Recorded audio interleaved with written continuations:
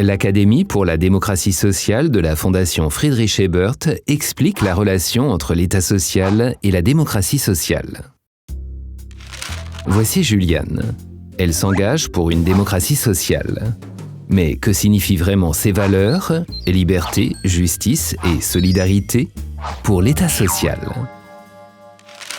Dans une démocratie, tous les citoyens ont droit à la liberté, à la sécurité et à la participation. Cela signifie que chacun peut s'engager activement dans la vie politique et que tous sont égaux devant la loi.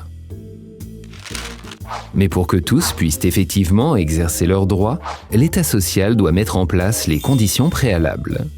Par exemple, chacun devrait bénéficier d'une couverture des besoins matériels de base et avoir la possibilité de s'instruire et de s'informer.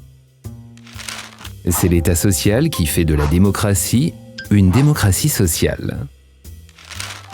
Un État social comprend 3 composantes. Et les prestations financières comme la retraite ou l'indemnité de chômage, et les prestations de services comme les soins médicaux ou la scolarité, et les prestations en nature comme les médicaments. Ces composantes sont financées via les outils que sont les impôts et les cotisations. Selon la manière dont ils sont répartis et combinés, l'architecture de l'État social change. Le politologue danois Gösta Esping Andersen en distingue 3 formes. L'État social libéral est surtout représenté aux États-Unis, en Grande-Bretagne et en Australie. Ici, les citoyens qui veulent assurer leur subsistance sont particulièrement dépendants de toute forme de travail, car il n'existe qu'un filet de sécurité limité de prestations sociales. Seuls ceux qui en ont les moyens contractent des assurances privées complémentaires. Entre pauvres et riches, le fossé est donc plus grand. On trouve souvent l'État social conservateur sur le continent européen. Il fait de grandes différences entre les différents groupes professionnels en fonction des revenus et du sexe et favorise surtout le modèle classique des hommes qui subviennent seuls aux besoins de leur famille.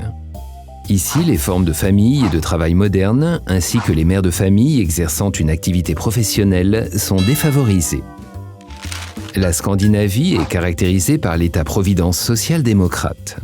Ce dernier est financé par des impôts élevés, en contrepartie de quoi il offre les meilleures prestations sociales, et ce, indépendamment des revenus ou du statut social. Les prestations de services publics, comme par exemple la garde d'enfants ou les soins, sont accessibles à tous. C'est ce modèle qui réussit le mieux à garantir la liberté, la sécurité et la participation des habitants.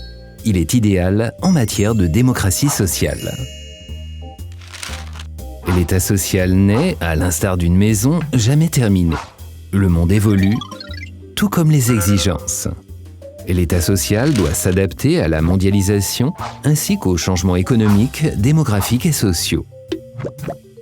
Et ce, avec des solutions de transformation intelligentes et non pas avec une boule de démolition.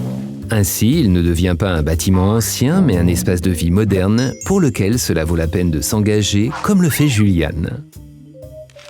Vous trouverez plus d'informations et d'autres offres sur le thème de l'État social sur le site web de l'Académie pour la démocratie sociale, ainsi que sur le site web du département de politique économique et sociale. Le tout de, chez et avec la Fondation Friedrich Ebert.